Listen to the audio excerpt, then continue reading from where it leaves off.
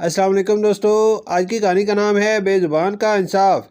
ایک گاؤں میں ایک بہت پرانا مسجد تھا۔ اس مسجد کی سب سے خاص بات وہاں رہنے والا ایک تو ہیکل مگر نہایت نرم دل ہاتھی تھا۔ وہ ہاتھی ہر صبح مسجد کے دروازے پر کھڑا ہو جاتا اور آنے والے زائرین کو اپنی سونڈ اٹھا کر سلام کرتا۔ بچے اس سے بے حد محبت کرتے، بوڑھے اسے دعائیں دیتے اور ہر کوئی اسے مسجد کی شان سمجھتا تھا۔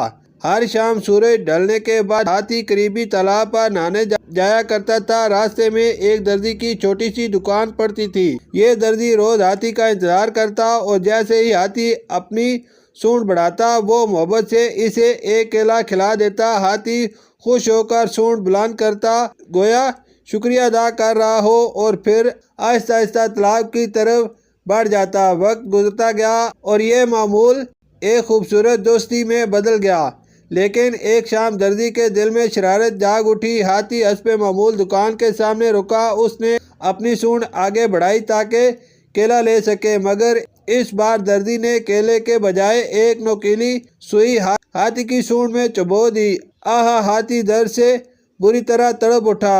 اس کی آنکھوں میں حیرت اور تکلیف صاف دکھائی دے رہی تھی۔ درزی زور زور سے ہنسنے لگا۔ ہاں دیکھو تو ذرا کیسے ڈر گیا۔ ہاتھی خاموشی سے اسے دیکھتا رہا۔ اس کی آنکھوں میں ایک عجیب سا دکھ تھا، جیسے اسے کسی اپنے کی بے وفائی نے زخمی کر دیا ہو۔ وہ کچھ کہے بغیر وہاں سے چلا گیا۔ اگلے دن سب کچھ معمول کے مطابق تھا، مگر حقیقت میں کچھ بھی معمول کے مطابق نہیں تھا۔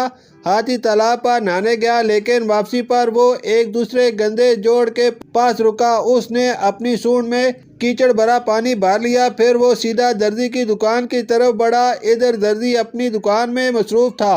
اس نے بڑی محنت سے کئی خوبصورت کپڑے سلے تھے، استری کیے ہوئے نئے جوڑے ترتیب سے رکھے ہوئے تھے اور وہ خوشی سے اپنی کاریگری کو دیکھ رہا تھا۔ اتنے میں ہاتھی دکان کے سامنے آ کر رک گیا۔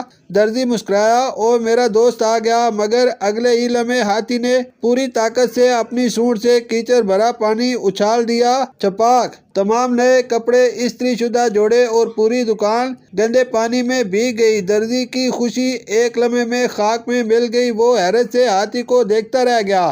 اب ہنسنے کی باری ہاتھی کی نہیں تھی بلکہ خاموشی کی تھی۔ درزی کو فوراً اپنی غلطی کا احساس ہو گیا۔ اس نے شرمندگی سے ہاتھ جوڑ لیے اور بھرائی ہوئی آواز میں بولا، دوست یہ میرے اپنے برے عمل کا نتیجہ ہے۔ میں نے تمہیں تکلیف دی اور آج وہی درد میرے پاس لوٹ آیا۔ مجھے معاف کر دو۔ آئندہ کبھی کسی بے زبان کے دل کو نہیں دکھاؤں گا۔ ہاتھی نے آہستہ سے اپنا سر ہلایا جیسے اس کی معافی قبول کر لی ہو۔ پھر اس نے اپنی سونڈ بلند کی اور شاہانہ انداز میں وہاں سے چل دیا۔ جو درد ہم دوسروں کو دیتے ہیں، ایک دن وہی درد کسی نہ کسی صورت ہمارے اپنے دروازے پر واپس آتا ہے۔ شکریہ۔